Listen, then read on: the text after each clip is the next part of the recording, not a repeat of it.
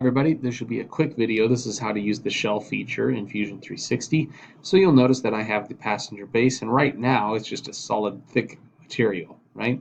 And so what I want to do is I want to hollow this backside out so that it's actually just a thin shell of material instead. That's going to be really necessary whenever I want to maybe mass manufacture these things and save on the material that I have to buy in order to produce them, the plastic or whatever that's being able to use to be used to produce it. So all I have here, simple block piece, created the sketch and extruded at 0.3.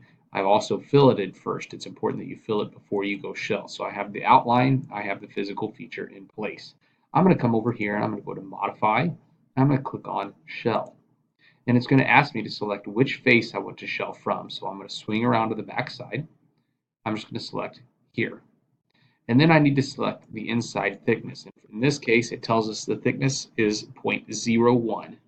So whenever I go through and I click OK, now I have a thinned out material. Okay, and that's how you use the shell feature.